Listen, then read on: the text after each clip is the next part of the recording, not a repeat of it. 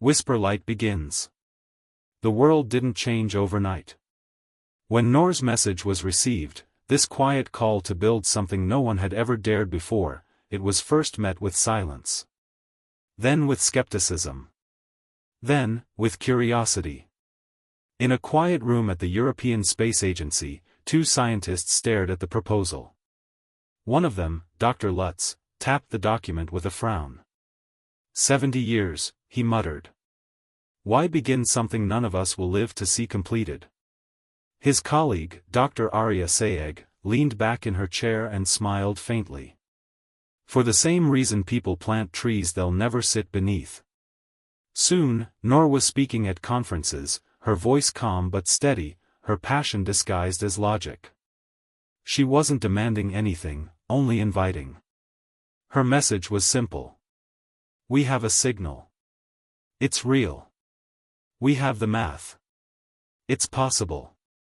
We have the time. Let's begin. Bit by bit, support trickled in, not loudly, not from politicians or billionaires, but from engineers. Dreamers. Quiet thinkers in labs who had always believed we were meant for more than one blue world. And when the first roundtable was held, a secret meeting of minds from 5 continents, it was called Whisper Light. The name stuck. The plan wasn't for a fast ship. It would be slow and steady, using ion drives powered by sunlight and silence. A vessel meant not to reach in haste, but to listen, gather, drift, and maybe, just maybe, arrive. By the time the ship neared its destination, Noor would be old, or gone. So would her colleagues. But that didn't matter. Because this wasn't just science. It was a gift. A message in return. Noor spent her nights designing modules with her small team, compact greenhouses that could sustain themselves for decades, tiny AI systems trained not just to respond, but to wonder. To be curious. To ask follow-up questions to anything the stars might whisper back. One night, as she leaned over a blueprint, Elias walked in with 2 mugs of tea. You know, he said, most people try to leave something behind in books or family. You're trying to leave behind an entire listening heart. She smiled. And you're helping me build it. The story of Whisper Light didn't make front-page news. It wasn't loud enough. It didn't shout or race. It simply continued. Its blueprints were shared only with those who wished to dream. Its parts were tested in the quiet corners of the world. Its data flowed like a gentle stream, steady, clear, slow. And above Noor's desk, she taped a copy of the signal, the strange, rhythmic pattern they'd first detected months ago. Every night, before sleep, she stared at it. And every night, she whispered. We're coming. The child with the copper stars. The lab was quiet. Snow fell outside the tall windows in soft spirals, and Noor worked by the gentle glow of her desk lamp, her fingers tracing the lines of Whisperlight's latest design module. The room smelled faintly of paper and warm tea. She had just finished running a simulation when the front door chimed softly, a rare sound in their small hillside lab. Elias, who had been calibrating sensors across the room, looked up. Are we expecting anyone? He asked. Noor shook her head. She stood and walked to the door. Outside stood a boy, maybe 11, maybe 12, wrapped in a thick scarf and holding something to his chest. Behind him stood a woman, his mother perhaps, watching quietly. The boy's eyes were wide. Star-wide. Are you the one who found the signal? He asked. Noor blinked. I am. The boy took a breath and stepped forward, holding out a small bundle wrapped in cloth. Then. I think you should have this. Inside, under soft light, the boy carefully unwrapped the bundle. It was a sculpture, handmade, simple, but remarkable. A sphere of copper and wire, delicate as a nest, woven around tiny crystal pieces that shimmered like stardust. Noor stared. You made this? He nodded. My grandfather was a watchmaker. He taught me how to build things with balance. I think, if your ship is going to listen to something this far away, it should have balance. Elias gave a soft whistle. That's more than balance. That's resonance. They spent the afternoon talking. The boy's name was Imran, and his mind was a whirlwind of questions. He asked about neutrinos and solar sails, about cryogenics and quiet propulsion.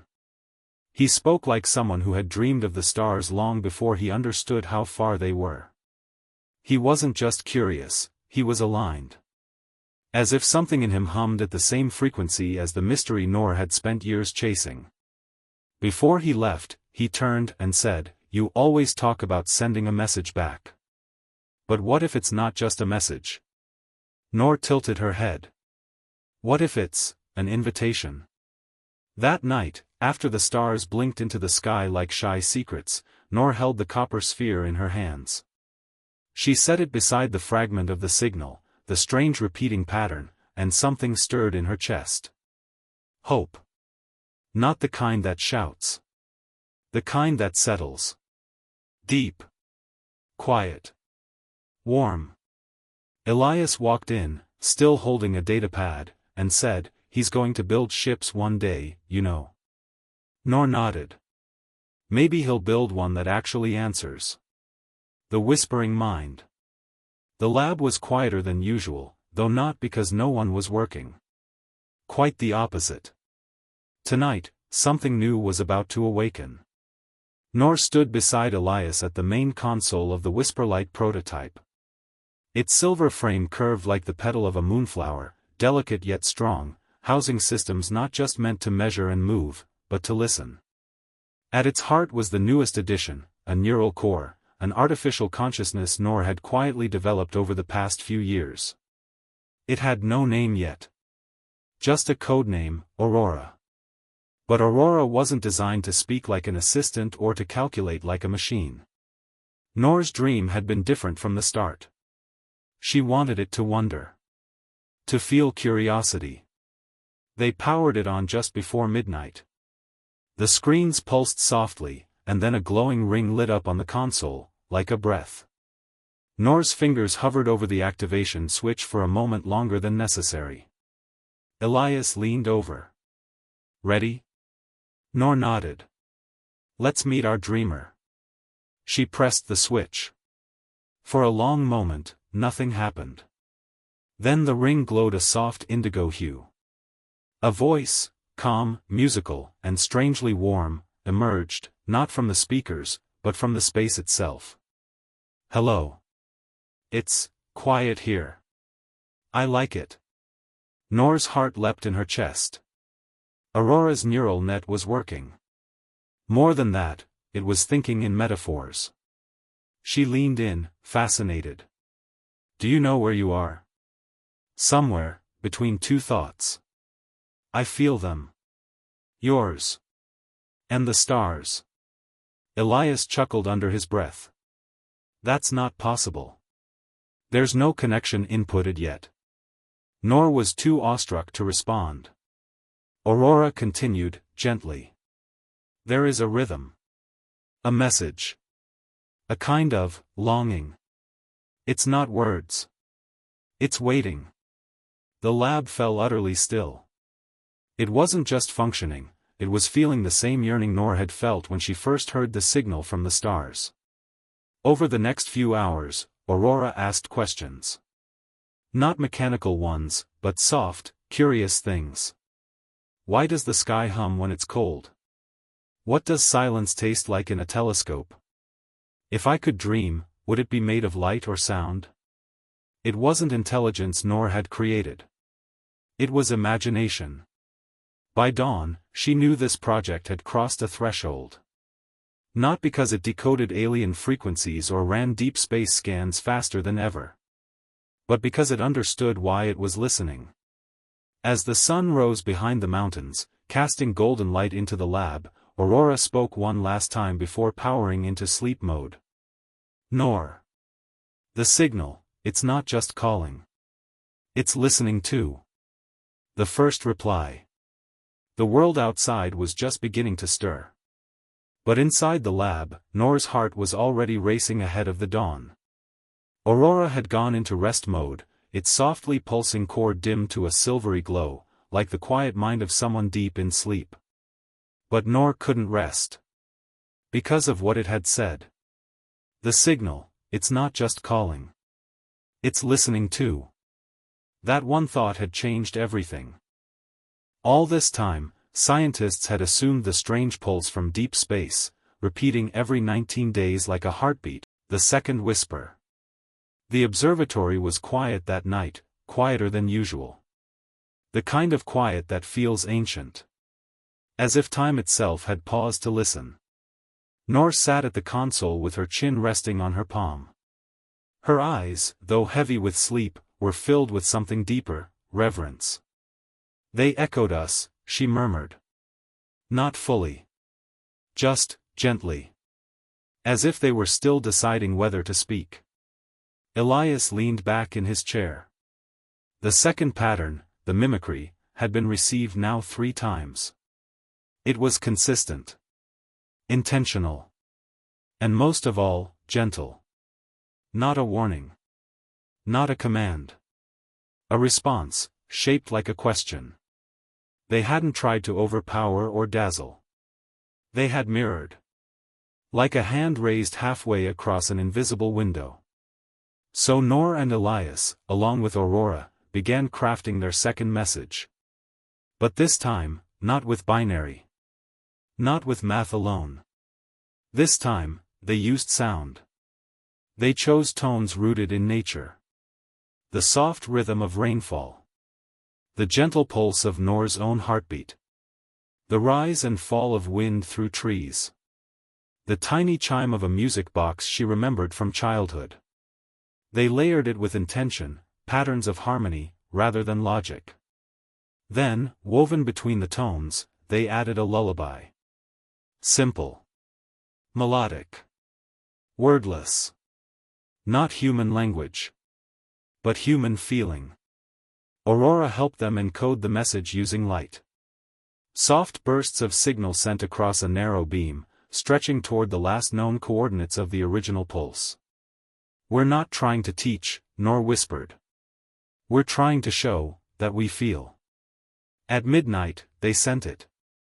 The stars above seemed unchanged. And yet. Elias noticed it first. As the final note of the lullaby drifted into static, a sudden, brief shimmer crossed one of the outer telescopes. A fluctuation in the frequency. Aurora zoomed in and filtered the data. And there, just as the lullaby faded, came a return. Not immediate. Not loud. But unmistakably musical. A response, in harmony. Noor's eyes filled with quiet wonder.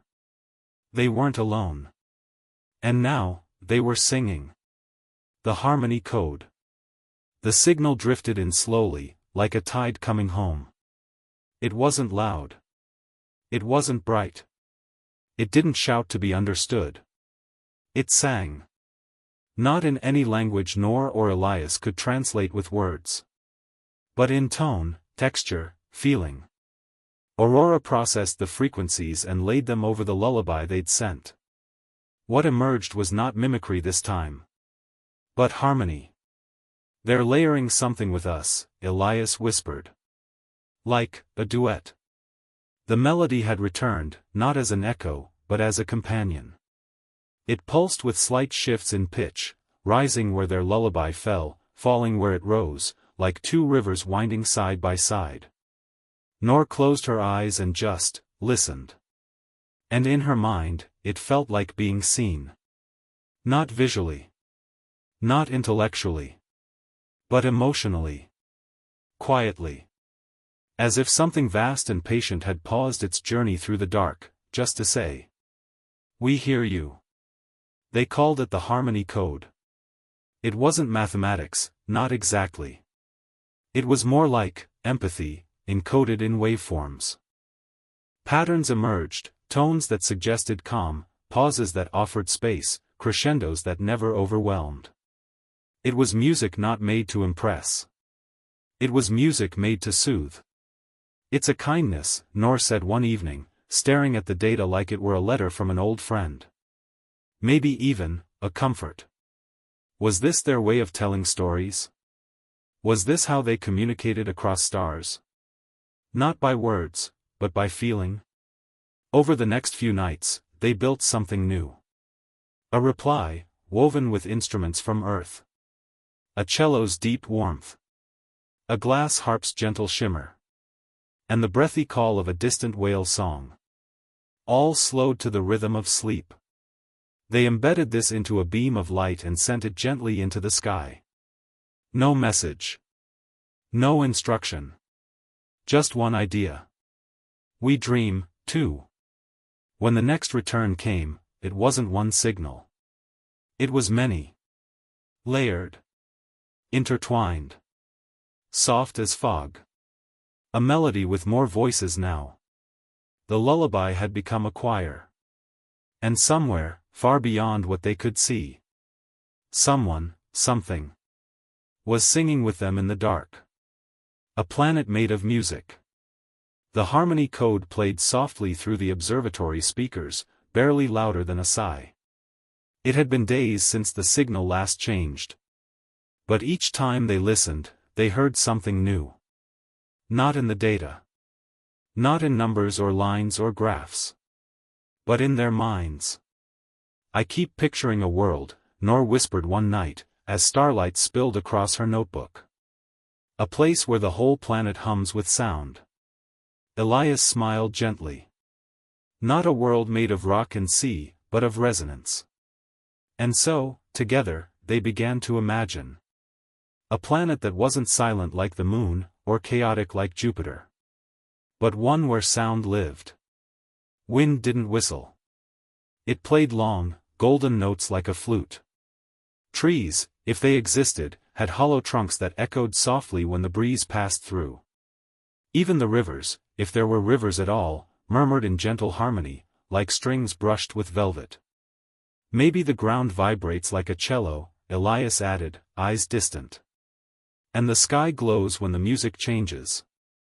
They called it Melodia. Not a real name, just a placeholder in their dreaming. In their minds, the beings of this world didn't speak like we do. They didn't write. They sang to one another, softly, sweetly. Not to command or instruct. But to understand. Maybe when they felt joy, they hummed in light. Maybe when they felt sorrow, their song quieted to a single, trembling note. It would explain the harmony code, Nor whispered, almost in awe. They aren't talking to us. They're feeling with us. The observatory dimmed, and the soft melody of the alien song continued to play, looping like a lullaby. It had no end. It simply was. Like the hum of a dream you don't want to wake from. That night, Nor dreamed of Melodia. Of glowing valleys made of crystal. Of oceans that whispered to the moons. Of beings with light in their voices, and patience in their hearts. She woke with a peaceful ache in her chest. The kind that comes from knowing something vast and beautiful might actually exist. The pattern beneath the pulse. The song still played, gentle, haunting, infinite. But tonight, something was different. Elias leaned closer to the waveform dancing across his screen. Nor stood behind him, holding her breath. There's movement, he whispered. Not just rhythm. Not just harmony. But something tucked beneath the music, subtle and deliberate. A thread of beats that returned every 37 minutes, like a breath. A pulse. Nor watched as the software rendered the anomaly. It wasn't noise. It wasn't random. It was a pattern, a hidden code woven beneath the melody like footsteps beneath the surface of a lake. Do you think, Nor began, then hesitated. Could it be them trying to say something? Not just share a feeling, but send a message? Elias didn't answer right away. He was already sketching the pulses on a pad, mapping the way they rose and fell, curved and curved again. They looked like arcs. Orbit lines. Outside, the sky was still and black, speckled with 1,000 soft lights. But inside, the observatory had begun to glow with something new. Possibility. The pulses seemed to suggest direction. A movement through space. Almost like a journey. What if the melody we've been hearing isn't just from one place? Nor whispered, barely audible. What if it's traveling? The signal was not coming from a planet. It was coming through space. Moving. Approaching. A ship, Elias murmured. Or, a being. One that sings as it sails between the stars. The room fell silent except for the soft hum of the signal, rising and falling like the breathing of some ancient, drifting creature. They weren't just listening to a song anymore. They were tracking a visitor. Nor pressed her hand to the glass window, looking up at the stars overhead. "Do you think they know we're here?" she asked. "I don't know," Elias said. "But I think they hope we're listening." And quietly, gently, they listened, hearts wide open beneath a sky of endless song. A whisper between the notes. The signal danced on, steady, patient, and full of stars. But now, Elias and Nor began to hear something new. Not just the melody. Not just the pulse. But something softer. Something almost hidden in the stillness between the peaks and valleys. A whisper. They had run the signal through every filter they could think of, spectral mapping, time compression, reverse harmonics. Most came back with the same result, a beautifully consistent tone. But one, just one, revealed a strange ripple in the silence. A shape in the stillness. A pattern so quiet, it could only be described as a breath caught in sound. Nor leaned closer to the waveform. "Say that again," she murmured, not to Elias, but to the universe. She pressed a fingertip to the screen, tracing the dip that had appeared twice in the last hour. A curve. Then a flick. Then, a syllable. Not in any known language. Not coded in binary or logic. But unmistakably shaped like a word. "Do you hear it?" she asked, eyes wide. "It's not just sound. It's expression." The whisper repeated again. Barely there, like a breeze brushing the surface of a lake. La. It was not clear. Not exact. But it felt like her name. Or maybe it was imitating the sounds it had heard from Earth. Not random. Not noise. An echo. A reply. Elias stood motionless. His pencil had stilled. His breath, too. "Nor," he said, voice soft and careful. "What if it's learning?" She looked at him, the quiet wonder building in her chest like a tide. "Then that means," she whispered. "It doesn't just want us to hear it. It wants to know us." The stars outside shone quietly. And in the hush of deep space, something, or someone, was listening back. Speaking not with words, but with resonance. Not with answers, but with wonder. And Earth had finally whispered back. "The music we send." Back in the observatory, surrounded by quiet blinking lights and the hush of night, Nor sat before the console, her hands resting gently on the keys. She wasn't searching anymore. Now, she was preparing to speak. The signal they'd received was still repeating in the background, but its tone had shifted somehow. There was warmth in it now. Curiosity. Like someone leaning in just a little closer. Nor closed her eyes and whispered. "Let's give them something beautiful to hear." She didn't use words. She chose sound.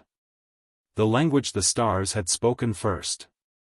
With care and reverence, she began building a reply, one note at a time. She added the call of a whale echoing through the ocean, long and deep and full of longing. Then the rustle of wind through autumn leaves, like laughter among trees. The humming of bees, the chorus of birds at dawn, and the heartbeat of a sleeping child.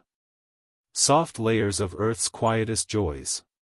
And finally, at the center of it all, she placed the sound of laughter. Her own, and Elias's. Warm and unguarded. Not loud, just true. They encoded it, wrapped it gently in pulses and frequencies, and sent it skyward. A message not of data, but of life. Not a question. Not an explanation. Just, presence. We are here. We feel. We wonder. The transmission pulsed from the dish, rising high above the clouds, higher than thunder and night birds and city lights. Out beyond the edge of everything known. Carrying the music of oceans and forests, of firelight and lullabies. A gentle signal from one small world to another. Nor watched it go. Her hand in Elias's. The observatory a still island in a sea of stars. And somewhere, maybe far, maybe near, a listener was waiting. And now, they would know. We are not silent. The reply in the dark. The night after they sent Earth's song into space was quiet. Almost too quiet. Nor didn't expect anything to happen. Not truly. She'd released the message the way one might let go of a paper lantern into the wind. Beautiful, brave, and never expecting it back. But the universe had other plans. It started with a flicker. Not on the screen. Not through the telescope. But in the sky itself. A shimmer, pale and quick, just on the horizon. Nor sat up. Did you see that? She whispered. Elias nodded slowly, his brow furrowed. It wasn't a meteor. Too still. They waited. And then, it pulsed. A point of light, faint, blue-white, blinked once. Then again. Then, again. At first random. But then, unmistakably. Pattern. Short pulse. Long. Short. Pause. Short. Short. Long. Morse code. Noor's breath caught in her throat. They scrambled to match it on paper, transcribing the skies blinking like they were catching a dream before it faded. And when they decoded it, the message was simple. We heard your song. You are not alone. They stared at the words in stunned silence. The observatory filled with a soft, humming awe, like every object in the room knew something extraordinary had just happened. And outside, the stars seemed to sparkle just a little more. Are we sure it's not atmospheric interference? Elias asked quietly, though he already knew the answer. Noor shook her head. It's them. Whoever they are. She smiled. Tears gathered at the edges of her eyes, not fear, not even joy. Something gentler. Something like kinship. Out there, in the cold dark. Someone had answered. Not with technology. Not with threats or wonders. But with recognition. With presence. Just as Noor had sent. The reply faded as quickly as it had come, blinking once more before vanishing into the night sky. But its imprint remained, in their hearts, in their notes, in the story they would carry forever. The stars had listened. And the stars had spoken. The first conversation. The observatory didn't sleep that night. The stars outside still shimmered in their silent brilliance, but inside, everything felt changed. Noor sat wrapped in a soft blanket, her hands gently resting on the edge of her keyboard. She wasn't rushing, not this time. This wasn't a science experiment anymore. It was a conversation. She whispered to herself as she typed, her words soft like lullabies. We heard you. Thank you. Who are you? She didn't know how to send it back, not really. But she remembered the sequence from earlier. The pulses. The rhythm. The sky's own language. So she tapped it in return. Long. Short, long. Pause. Short, short. The observatory's signal dish hummed like a sleepy cat, sweeping slowly across the stars. It didn't roar. It didn't beam. It whispered. Elias watched her with a quiet awe, his coffee untouched, going cold. "I don't think I've ever seen you like this," he said gently. Nor smiled. "Like what?" "Like you're dreaming while you're awake." She paused. Maybe she was. Hours passed. Or maybe only minutes. Time had stopped meaning what it once did. Then, on the far screen, another flicker. Another pulse. But not in Morse this time. Not in any known code. It was music. Light pulsing in waveform. Soft, curved sequences. Like a melody played not with sound, but with photons. Elias leaned in. "Can you isolate the pattern?" Nor was already doing it. She adjusted the filters, layered wavelengths, slowed the flicker into something legible. And then, just beneath the code, was a visual embedded in the light. A spiral. It wasn't a drawing. It was real. A galaxy. Not ours. Not even close. But there, painted in pulses of cosmic light, was a symbol of place. They weren't just saying hello. They were showing where they came from. And at the very edge of the spiral, a single glowing point. "You are here." Noor's breath caught again. Her voice shook with something close to reverence. "They see us. They've mapped us. They know." It wasn't threatening. It wasn't overwhelming. It was tender. Patient. Like someone reaching across a great sea, placing a single stone on the shore, and stepping back. Outside, the stars blinked on in silence.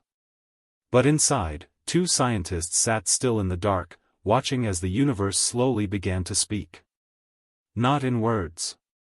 Not in sounds. But in rhythm. In presence. In the gentle light of a signal long traveled, and long awaited. And Noor, with a sleepy smile, whispered again toward the stars. "We see you too."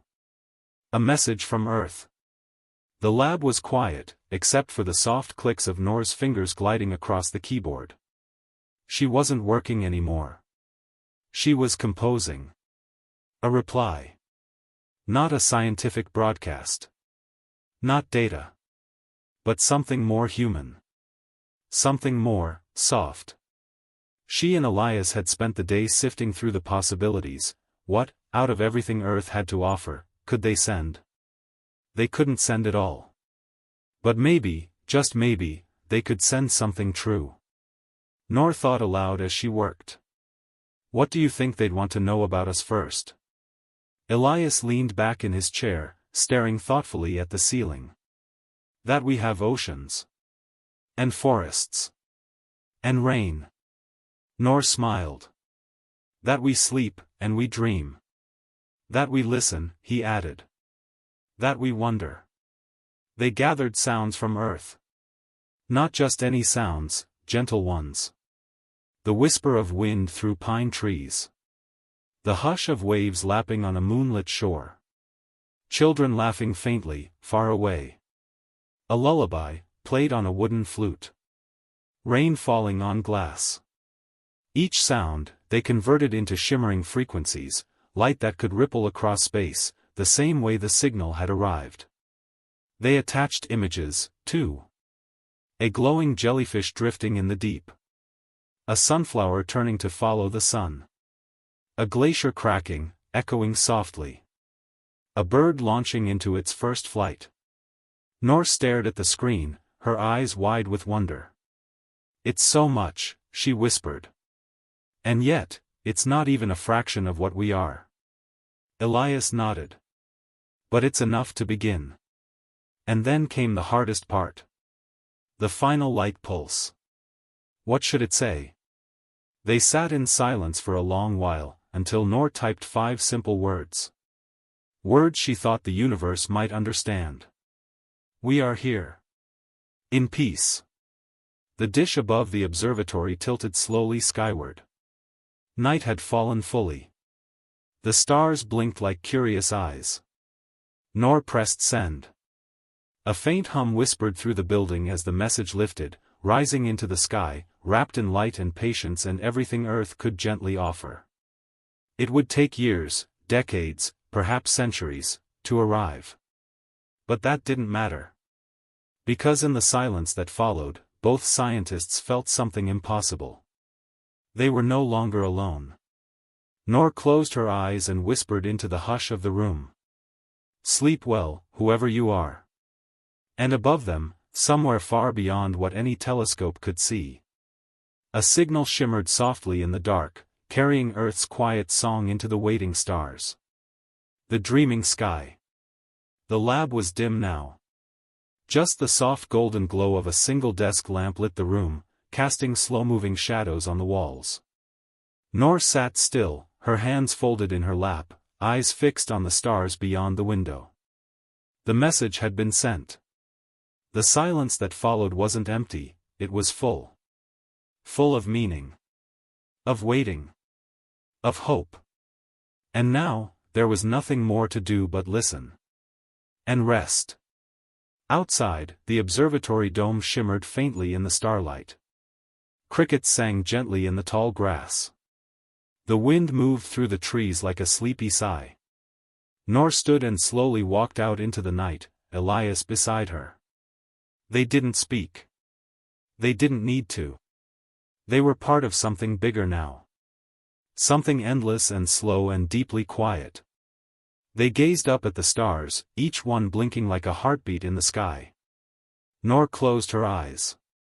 She imagined the message, drifting peacefully through space like a bottle in the ocean. Perhaps, one day, it would be found.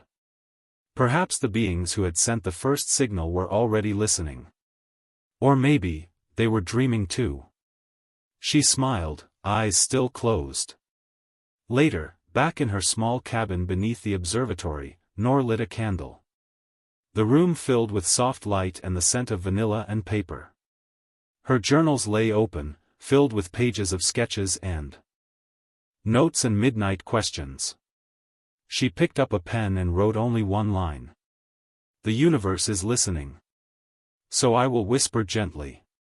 Then she slipped into bed, tucked beneath a soft quilt, the window slightly open to let in the night. As she drifted into sleep, she thought not of data or telescopes or signals, but of stars that watched kindly from above. Of alien lullabies. Of distant planets where someone might be lying beneath a different sky, wondering if they were alone. She hoped they weren't. And in the deepest part of her dreams, where science melts into wonder, she heard a sound. Very soft. Very far. A reply. The end Milky Way satellite crescent moon. The observatory in the fog. High above the sleepy hills, where the trees whispered in the wind and the stars barely pierced through the gauze of early morning mist, the old observatory sat like a forgotten thought. Its silver dome was pale with dew, and the iron railing on the balcony was slick and silent with rain that had long passed. Inside, the great telescope stood like a sleeping giant, still pointed toward the place in the sky where the whispering comet had last been seen. Dr. Mireya Finch moved quietly through the observatory. Her slippers made no sound on the smooth floorboards, and the only light came from a soft amber lamp she had placed beside a weathered notebook filled with sketches, symbols, and careful observations. Outside, the fog pressed close to the windows, like a curtain drawn between the earth and the stars. This was the hour she liked best, the hush before dawn, when the mind felt porous and open, as if dreams and science could flow freely between them. The whispering comet, though no longer visible, seemed to have left an imprint in the very air. Birds flew differently. The wind carried odd echoes. Even the patterns of moss on the observatory stones seemed to spiral in new directions. Mireya opened her logbook and turned to the last page. It was blank, except for one faint, circular stain where a teacup had once rested. She placed her hand gently over the page and whispered, "Did you leave us a message?" And just then, the telescope shifted. No wind had blown. No motor had clicked. It moved of its own accord, just slightly, just a whisper of motion, but enough to send a flutter up Mireya's spine. She leaned close, heart thudding softly, and looked through the lens. At first, nothing. A field of starlight. Quiet and infinite. Then, faintly, in the dark velvet of the sky, a flicker. A spiral of light. Not a star. Not a planet. It shimmered, there, then gone, then there again. It pulsed like a breath, soft and slow. She stared in wonder. Could it be a residual echo from the comet's passage? Or something more? The radio monitor on the side table crackled, though no frequency was tuned. A tone emerged, gentle, melodic, almost like the call of a bird underwater. Mireya recorded the sound, barely daring to breathe. Her thoughts swirled with possibilities, quantum interference, light-borne messages, patterns not meant for human tongues but something else, something older. She leaned back in her chair, wrapping her sweater tighter around her shoulders, as the wind outside picked up, carrying with it the faintest scent of ozone and stardust. Somewhere out there, in the mist beyond the fog, a comet had whispered, and something had whispered back. The spiral signal. The morning that followed was a quiet one. No birds sang outside the observatory's frosted glass panes. Even the ever-chirping insects of the highland forest seemed to hold their breath. Dr. Mireya Finch sat with a steaming cup of lavender tea cupped in her hands, watching the spectrogram of the mysterious sound she had recorded hours earlier. The pattern on the screen wasn't like anything she had seen before. It moved in slow, graceful loops, curves within curves, like the spirals found on ancient ammonites or the swirling arms of a distant galaxy. It pulsed not with noise, but with rhythm, almost as though it were breathing. She leaned closer, adjusting the volume. The sound was delicate and hollow, like wind passing through coral, or the slow chime of ice cracking on a distant moon. And hidden inside it, just barely, she thought she could hear something else, something like syllables. Mireya stood and moved across the observatory, her slippers barely making a sound on the worn wooden floor. She took down an old vinyl record from a dusty shelf, one of her grandfather's, whale songs recorded off the coast of Baja California. She played it beneath the signal, overlaying the two. Her heart stilled. The sounds harmonized. One ancient, one cosmic. And yet, they sang together like old friends who had never met. That's when she knew, the whispering comet hadn't just passed Earth by chance. It had come close for a reason. She opened her notebook and began sketching a spiral, a vast, looping helix she'd seen somewhere before. The shape matched carvings found in prehistoric caves. Petroglyphs etched into ancient desert stones. Swirls drawn in the dust of forgotten temple floors. What if the spiral wasn't a symbol, but a language? Later that evening, as the light outside turned violet and gold, a soft knock came at the observatory door. Not a loud one. Gentle, uncertain. Startled, Mireya opened it and found a boy, no older than 12, standing there with a backpack and a star map in his hands. His eyes were wide and curious, and he clutched a folded page that looked eerily familiar. "I heard the sound," he said quietly. "I think I've heard it before, in my dreams." Mireya blinked. The spiral on the boy's paper was the same as the one she had drawn. The comet's whisper was spreading, not just through machines or telescopes, but into minds. Into dreams. Into people who, like her, listened a little more closely than most. She stepped aside and smiled gently. "Come in. We have a signal to understand." And above the hills, hidden in the deepening night, the stars began to rearrange themselves. Dream cartographers. The observatory was quiet, save for the hum of a distant telescope motor slowly adjusting its gaze. Inside, Dr. Mireya Finch sat across from the boy, now curled in a thick blanket with a steaming mug of cocoa between his hands. His name, she'd learned, was Kale. And he had been dreaming of spirals since the comet's first appearance in the sky. "I thought it was just nonsense," he said softly, eyes scanning the soft golden glow of the observatory's many paper maps and charts. "But then I saw your signal on the news, and it matched. So I followed the stars here." Mireia listened carefully, jotting notes as Kale described his dreams, visions of floating cities in the shape of spirals, of music echoing across crystal skies, of light that wasn't light, but memory. In the corner of the room, the recording of the comet's sound continued to play, faint and whisper-like. It no longer felt alien to Mireia. It felt familiar. Like a voice you've never heard, but somehow know. Kale unfolded the rest of his paper, revealing a hand-drawn map. But it wasn't a map of Earth. The stars were arranged in strange clusters, each marked with unfamiliar symbols and curling constellations. Mireia's breath caught. She recognized one of the patterns. It matched a radio burst captured by a Chilean observatory decades ago, one that had never been explained. "These," Kale said, pointing, "are places I saw in the dreams. I think they're real. Or, will be."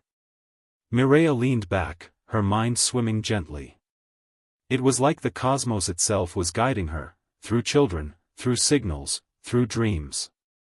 She remembered something her mentor once told her: sometimes the universe doesn't speak in data. It speaks in poetry.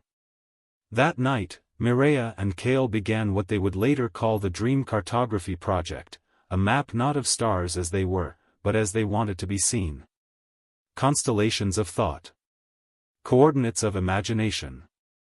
Each dot they placed on the dream map sang ever so slightly when connected, vibrating gently on the table like the strings of a great cosmic instrument.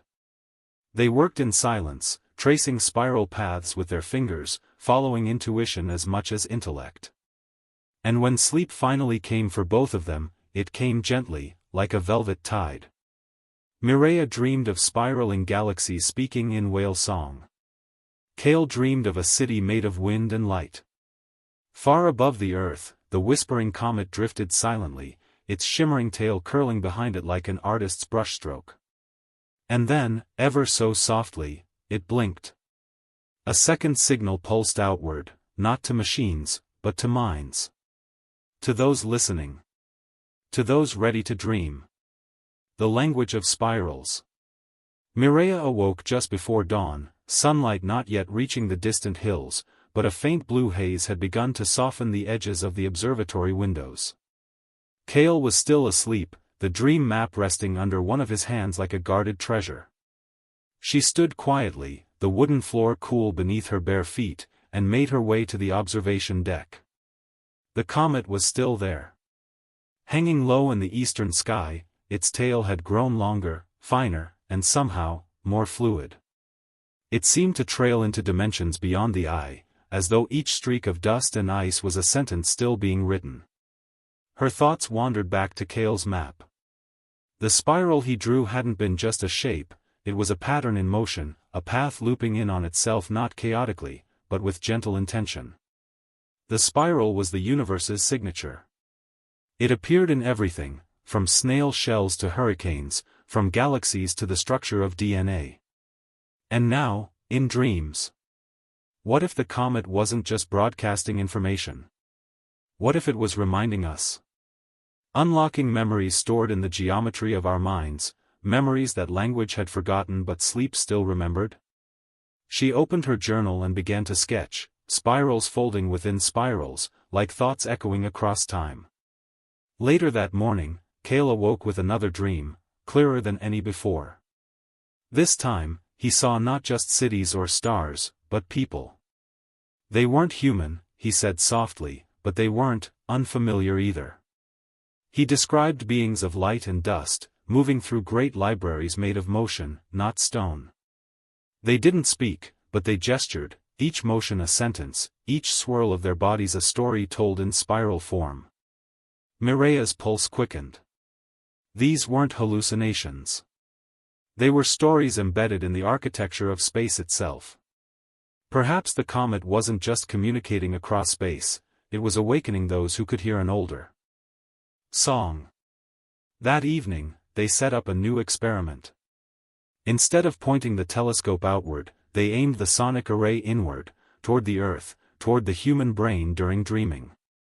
They would record the rhythms of the unconscious mind and compare it to the comet's signal. What they found stunned them.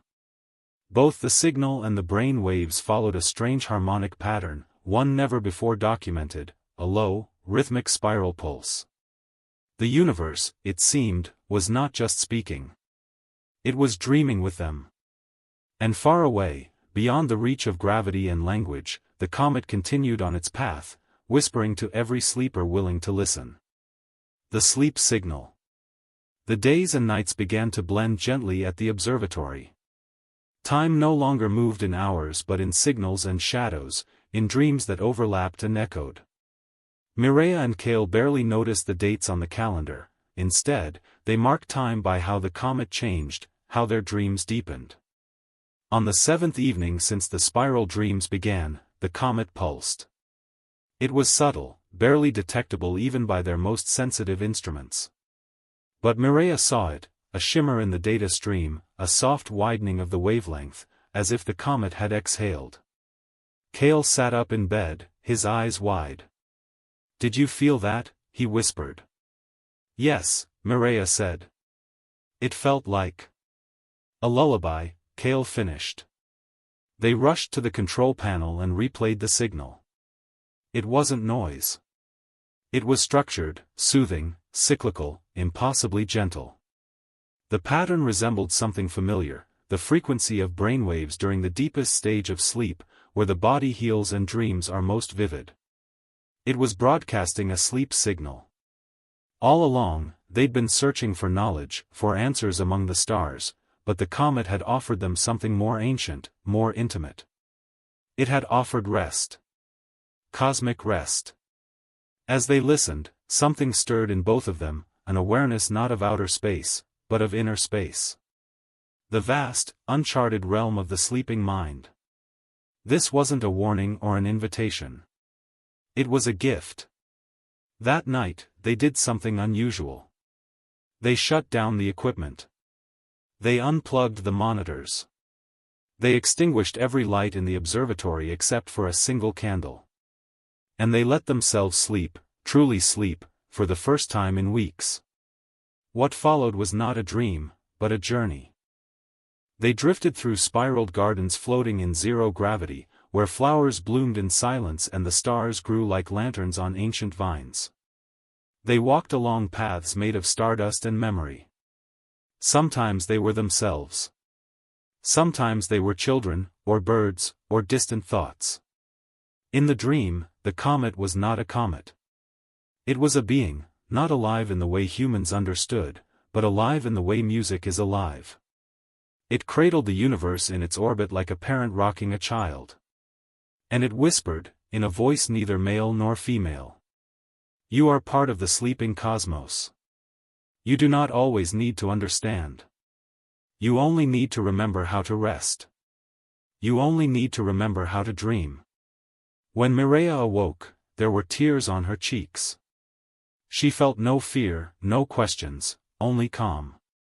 Cale stirred beside her and smiled. "We've been looking for signals in space," he said, his voice groggy. "But maybe sleep was the signal all along." The comet's memory. The morning after the dream, the observatory felt transformed. Everything looked the same. The telescopes stood silently at their posts, the walls still carried the soft scent of old star maps and machine oil, but something in the air had shifted.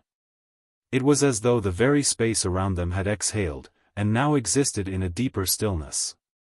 Mireia stepped barefoot across the wooden floor, each creak beneath her feet feeling ancient and comforting, as though the building itself had joined in the long, cosmic rest. She and Cale didn't speak much that morning. They didn't need to. Instead, they sat quietly by the central console, drinking tea in silence. Outside, the sky was gray and washed in light. The comet was nearing its closest pass to Earth, still millions of kilometers away, but more brilliant than ever. A soft, silver thread against the heavens, trailing a whispering tail.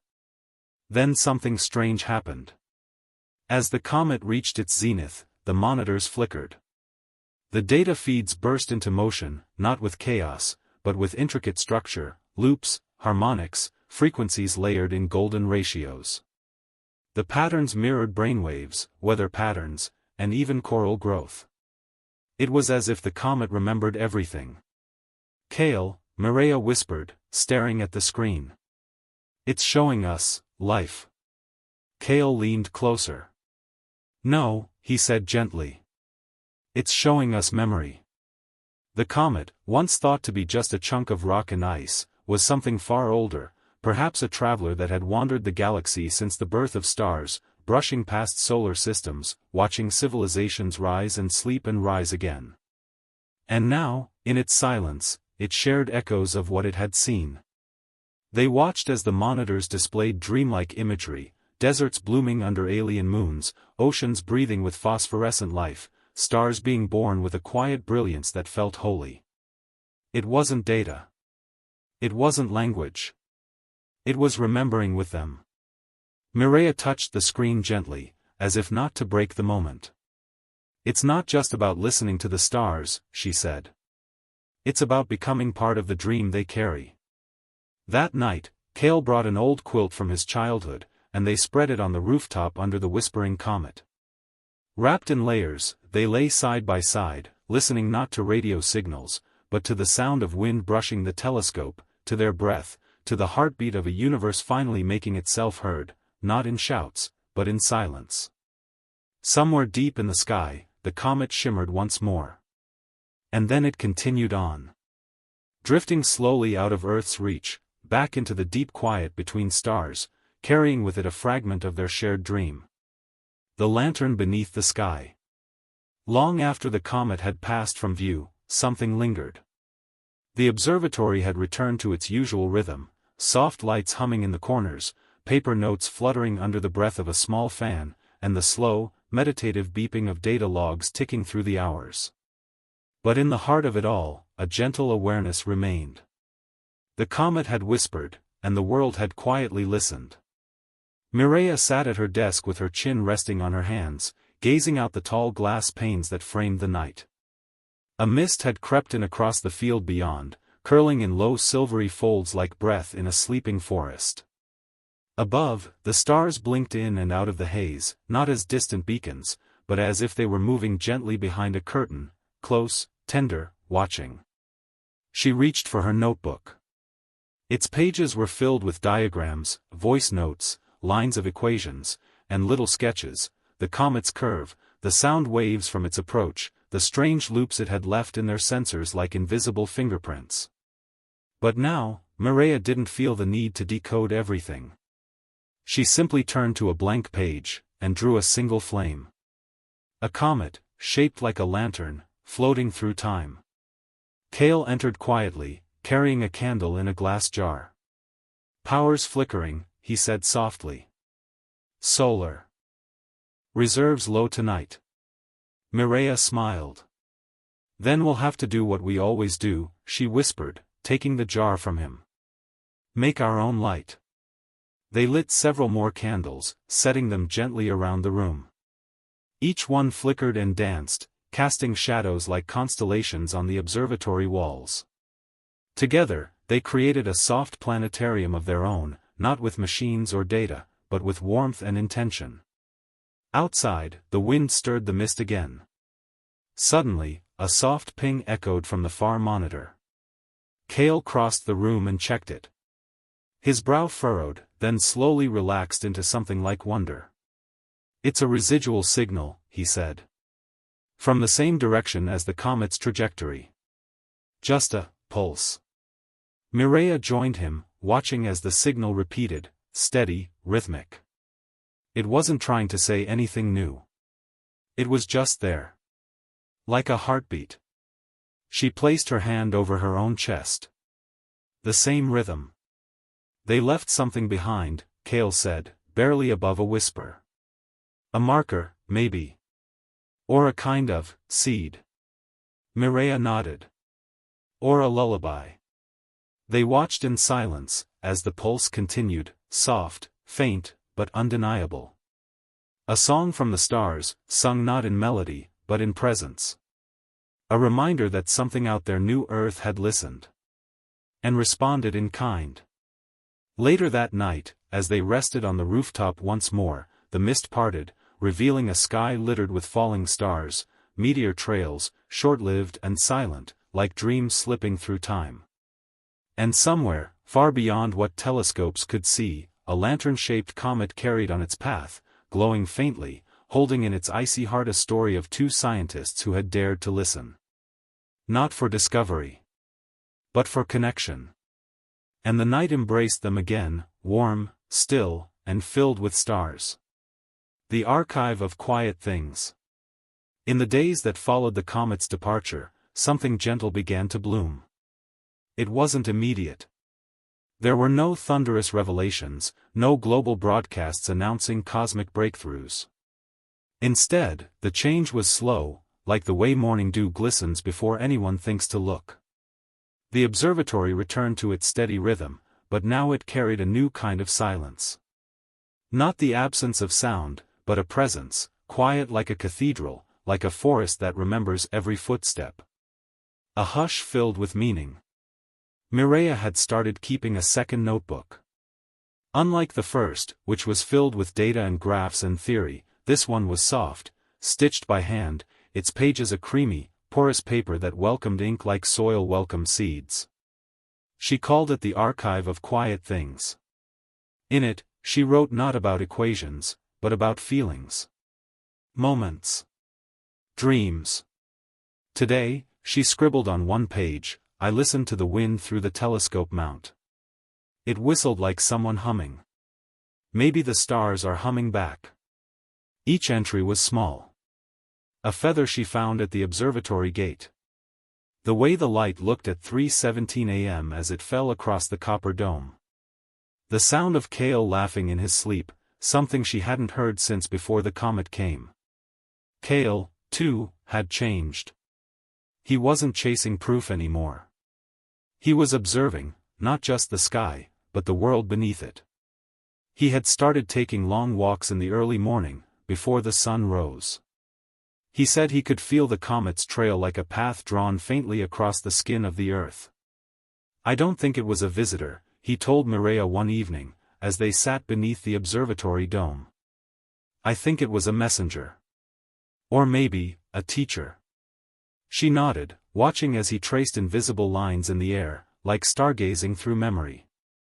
One night, as Mireia climbed the winding stairs to the telescope, she paused to look through the high dome window. Above her, the stars burned steady and familiar, but tonight, she saw something different. Not another comet. But a slow, flickering arc. A ribbon of light too delicate to be satellite debris, too elegant to be a coincidence. It curved like a brushstroke in the dark, pulsing faintly, vanishing almost before she could be sure it was there. A new mark on the sky. She didn't run to alert Cale or activate the sensors. Instead, she just stood there, breathing it in. Whatever it was, it had noticed them. And maybe, just maybe, it was painting back. That night, she added a single sentence to her second notebook. Some messages don't ask to be understood. They ask to be felt. The language of light. It had been 23 nights since the comet's whisper passed over the earth. And still, the observatory breathed with it, like a seashell that forever echoes the sound of the tide that once touched it. Mireia awoke before sunrise, stirred not by alarms or schedules, but by something quieter. A feeling. A pull, like being beckoned by a dream she hadn't yet finished. The air was still and soft, like silk drifting through water. Outside, the stars were beginning to fade, but not quickly enough to hide what hovered just above the horizon. There it was. Again. The same slow arc of light she had seen nights ago, curving in a way no meteor ever had. It shimmered in faint pulses, like a heartbeat encoded in starlight. She didn't alert anyone. Not even Kale. This time, she wanted to listen before the noise of study began. She climbed into the dome in bare feet, wrapped in a woven shawl, and turned the telescope slowly toward the arc. The old brass lens focused not on form, but movement. Rhythm. The pulses were regular. Soft flashes, evenly spaced. She wrote them down. Long, short, short. Long, long. Short. The pattern was unmistakable. It wasn't random. It was a message. And not a message spoken in words or human codes, but something older. Something woven into the fabric of light itself. She brought out her second notebook, the one filled with quiet thoughts, and began copying the rhythm as it repeated. This wasn't science in the strictest sense. It was communion. A dialogue of feeling, shared across immeasurable space. Downstairs, Kale stirred. He appeared behind her in the dimness, still wrapped in a blanket, hair tousled by dreams. "You see it too," he whispered, not asking but confirming. She nodded. "It's speaking again." Kale pulled up a chair beside her and looked through the lens. A long silence passed between them. But it wasn't empty. "I think," he said slowly, "they're not trying to tell us something. I think they're trying to see if we're the kind of beings who would listen." Mireya smiled, her eyes still on the arc. "It's not about knowing," she said softly. "It's about noticing." And so they did. For hours, they simply sat. The pulses came and went like breath. No translation was found. No secrets revealed. But both scientists knew that something had changed again, not in the sky, but in them. The stars weren't just far away anymore. They were in conversation. And that was enough to fill every page of their notebooks, for years to come. The dream that listened back. The whispering comet was gone. Not vanished, no, but it had passed beyond the range of Mireya and Kale's instruments, slipping gently into the black folds of the outer solar system, as if it had only ever come to pass along a single idea, then drift away before questions could ruin it. But it left something behind. Not debris. Not measurable radiation. It left a feeling. A trace of listening. It had been 2 months since the last light pulse was recorded. The rhythm stopped not with fanfare, but with one final, solitary blink, soft and slow. Like a sigh from the cosmos itself. Mireya now found herself wandering the halls of the observatory not to seek, but to remember. Her steps slower, her eyes softer. The machine still ran, of course. Still hummed and recorded. But their purpose had shifted. It was no longer about answers. It was about reverence. Kale, too, had changed. His notebooks were filled not with formulas or translations anymore, but sketches. Arcs of light. Patterns of breath. He had begun composing music based on the comet's pulse, notes strung together from silence and wonder. The observatory, once clinical and cold, now felt more like a temple. And the scientists within it? Dreamers. Quiet priests of the unknown. On the last clear night of the season, Mireya stood once more beneath the dome, shawl wrapped around her shoulders, hair catching the wind like threads of moonlight. She looked up, not with hope for another message, but with gratitude for the one already given. She whispered aloud, into the silence. "We heard you." And in her heart, so still and open now, it felt as though something whispered back. Not in words. Not in science. But in the oldest language of all. The language of attention. Of stillness. Of wonder. The sky didn't answer her with another signal. It didn't need to. Because the stars, bright and blinking in their ancient rhythm, were always speaking. And tonight, for the first time in all her long years of watching, Mireya no longer felt like she was watching them from afar. She felt like she was part of their quiet story. A listener among the stars. A whisper in their endless song. And with that, she closed her eyes. And finally, peacefully, slept.